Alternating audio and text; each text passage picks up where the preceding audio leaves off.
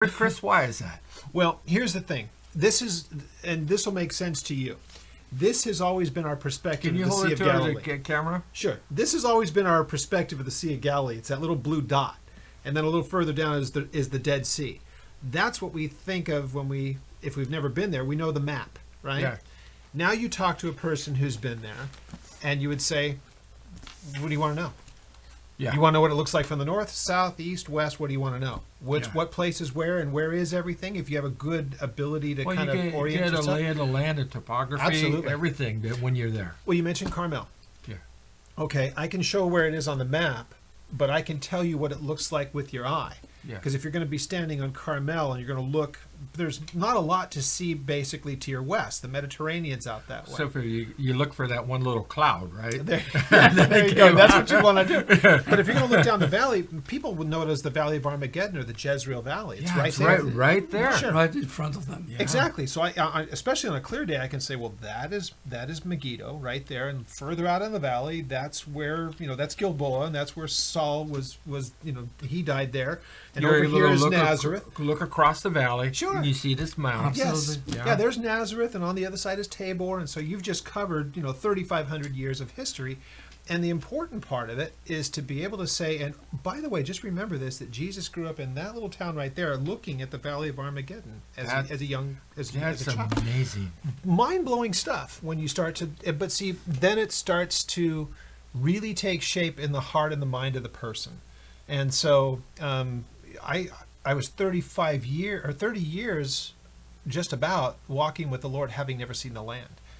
And as a pastor, especially as a pastor or a person who teaches the Bible, if you've never had a chance to see it, it's a difficult thing to try to paint a picture of the land. Oh, but my goodness, once you've seen it with your own eyes, you're able in much different. Absolutely. When I stood in front of the group, basically, I told them, this is my feeling. I stood in Israel for so many years. Before the Independence War, I was born 1945. I'm about to be 74 next February. And I protect this land from the enemy around us for so many years. Yes. I create this land with my hands and with others. For what reason? That he sometimes will come, I hope tomorrow, to this land. But you guys need to understand that you are believers, that you protect this land with your spirit. Oh, yes. And we, as a people, we can do it. We cannot do it by ourselves. We need you.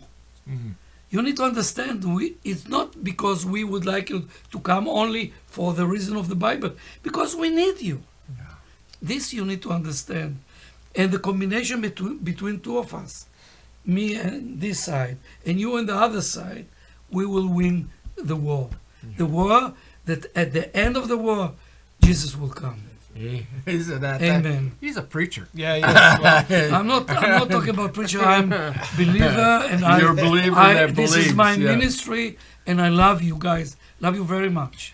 Here's something that I want to make sure that we get in on this program for people to understand. The uniqueness of the nation and its people, its culture, its heritage, its history.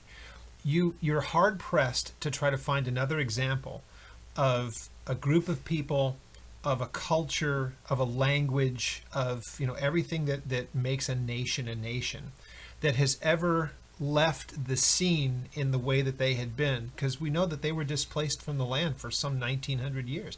Sure, people still live there, but as a nation. Yes. It's unprecedented that a nation of people and of culture and of language and everything else would be displaced, but then brought back together. Wow.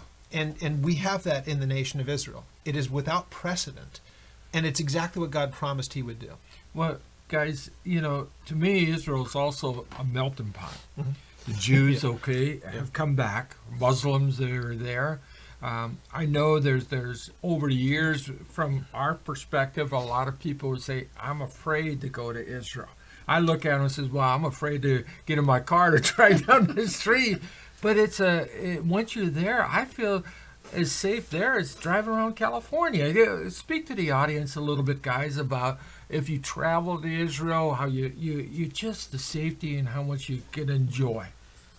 The problem that I face now, as in the beginning of the show, is if I'll give you all the information, might be you need to order breakfast. I have so much to say. And when you talk about security, there is no place in the world, I'm telling you, that is more safe than Israel. I agree. I have kids I agree. that Yeah. all the time they are going to Tel Aviv, going here and there, riding on the bus. Yeah. No one afraid.